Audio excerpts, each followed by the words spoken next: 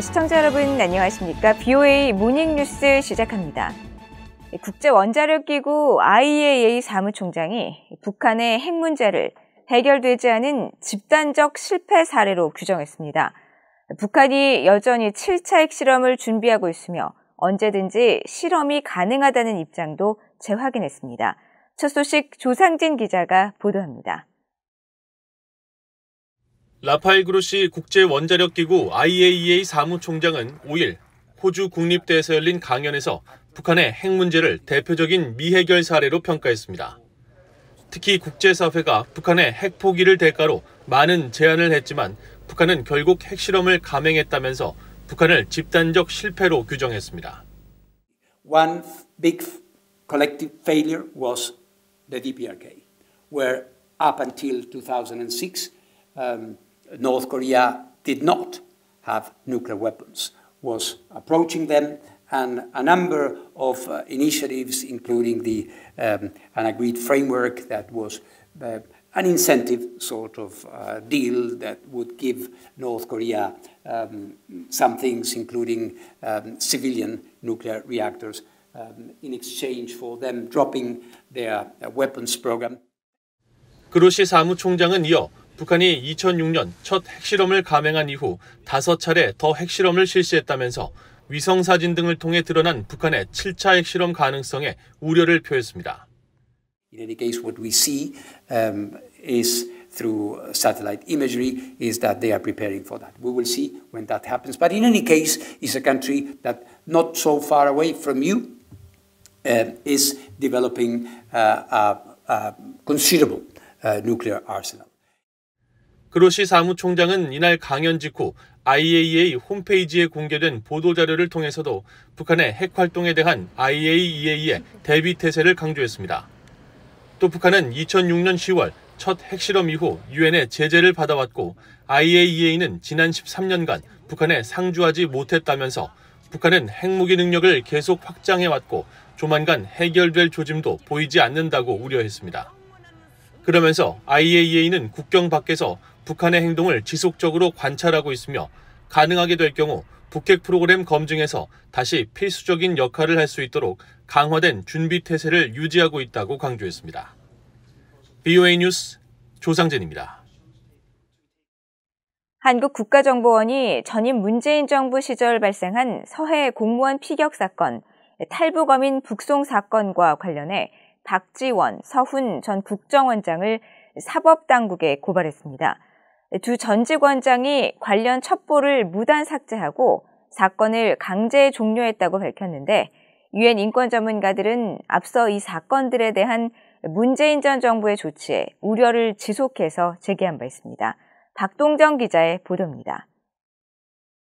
한국국가정보원은 6일 전임 문재인 정부 시절 국정원장을 지낸 박지원 전 원장을 직권남용 등 국가정보원법 위반과 공용전자기록 손상죄 등의 혐의로 검찰에 고발했다고 밝혔습니다.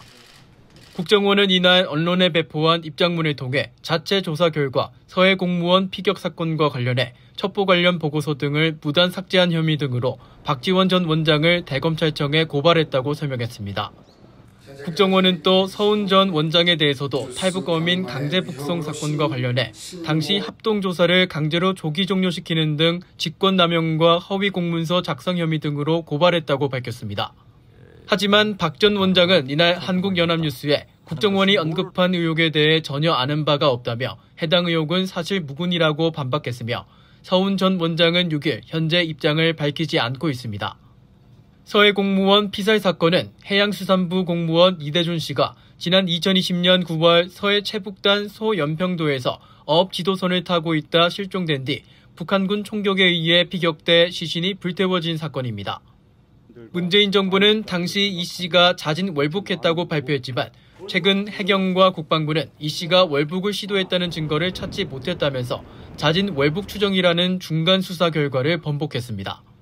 또 탈북어민 강제 북송 사건은 지난 2019년 11월 북한 선원 2명이 탈북해 망명 의사를 밝힌 데 대해 당시 문재인 정부가 판문점을 통해 이들을 북한으로 추방한 사건으로 통상 한 달 이상 걸리는 탈북민 합동조사를 사나흘 만에 끝낸 뒤 동료 선원들을 살해한 흉악범이란 이유를 들어 바로 북송에 논란이 됐었습니다.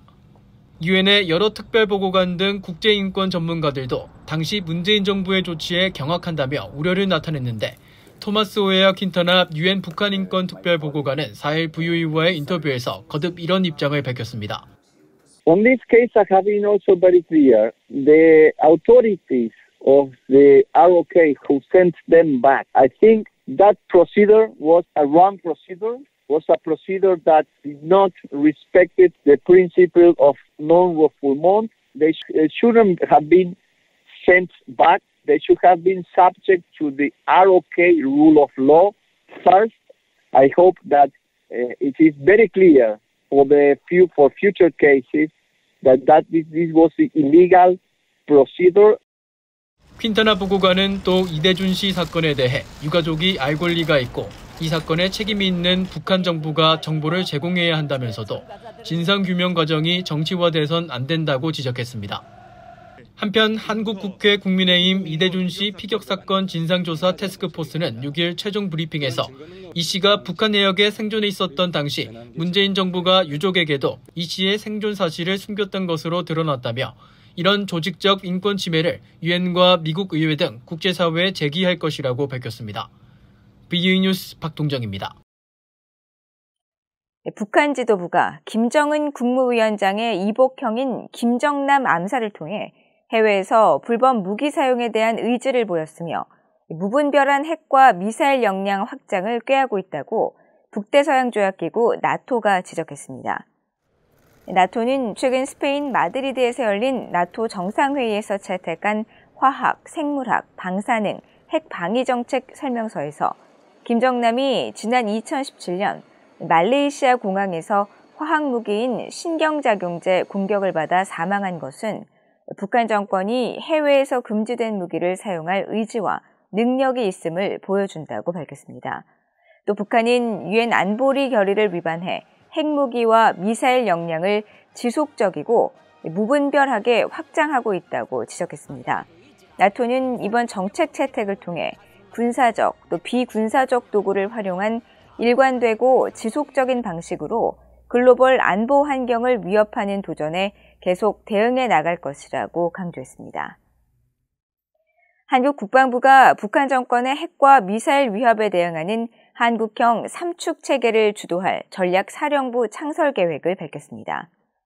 한국 국방부는 6일 윤석열 대통령이 주재한 전군 주요 지휘관 회의에서 2024년을 목표로 전략사령부를 단계적으로 창설해 한국형 3축 체계의 효과적인 지휘 통제와 체계적인 전력 발전을 주도하도록 할 계획이라고 보고했습니다. 전략사령부는 북한의 미사일을 탐지하고 추적해 타격하는 킬체인과 한국형 미사일 방어, 대량 응징 보복 등 3축 체계의 핵심인 정찰 위성과 장거리 공대지 유도탄, 확장형 패트리엇 미사일, 현무 계열 각종 탄도미사일, F-35A 스텔스 전투기 등을 지휘할 것으로 알려졌습니다. 한편 윤석열 한국 대통령은 이날 회의에서 북한 정권이 도발하면 군이 신속하고 단호하게 응징해야 한다며 특히 북한의 핵 미사일 위협에 근본적인 대책을 강구하는 한편 한미 동맹에 기반한 확장 억제의 실효성을 높여가야 한다고 강조했습니다. 오는 9월 개막하는 제77차 유엔 총회에서 북한 인권 문제가 다시 의제로 다뤄질 것으로 예고됐습니다. 새 유엔 총회 북한 인권 결의안에 북한군에 의한 한국 공무원 피격 사건이 포함될지 주목됩니다. 함지아 기자입니다. 유엔 사무국이 오는 9월 제77차 유엔 총회 개막에 앞서 공개한 예비 의제 목록입니다.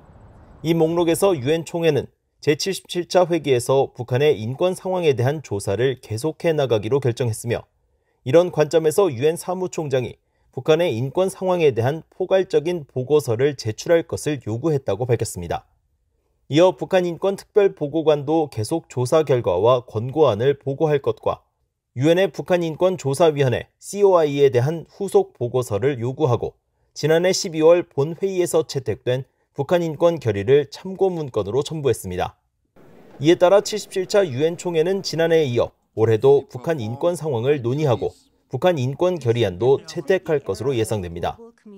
지난해 북한 인권 결의안에는 북한에 남겨진 한국전쟁 국군 포로와 그 후손들이 겪는 인권 침해 문제가 처음으로 포함돼 북한의 책임이 강조됐는데 올해 결의안에는 최근 논란이 되고 있는 북한군 총격으로 사망한 한국해양수산부 공무원 사건 내용이 담길지 주목됩니다.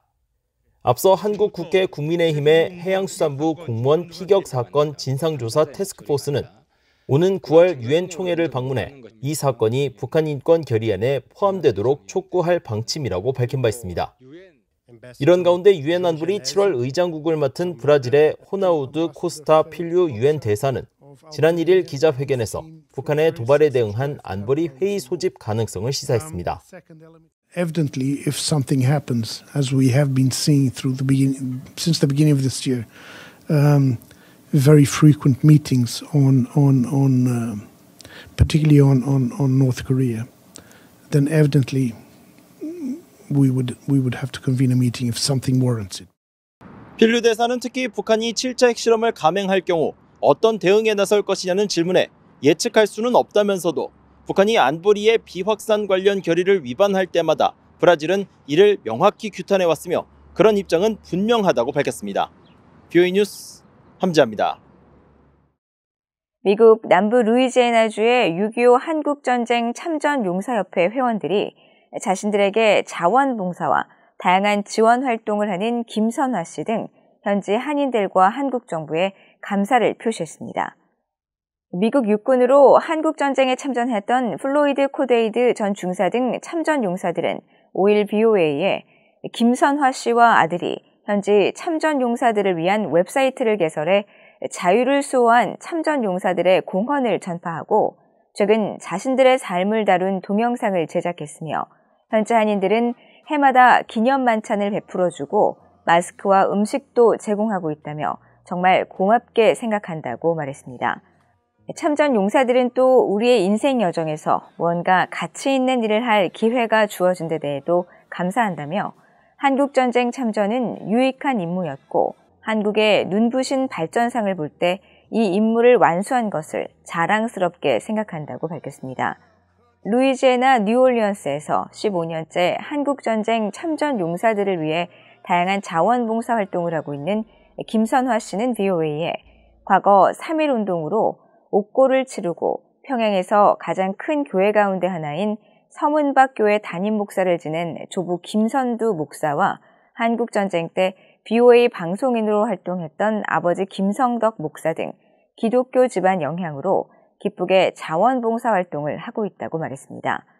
미국 한국전쟁 참전용사협회는 이날 BOA에 미국 내 참전용사들이 대부분 90살 안팎의 고령이라 하루가 다르게 규모가 줄고 있다며 이 단체 등록 회원을 기준으로 지난달 현재 생존해 있는 참전용사를 8,289명으로 파악하고 있다고 밝혔습니다.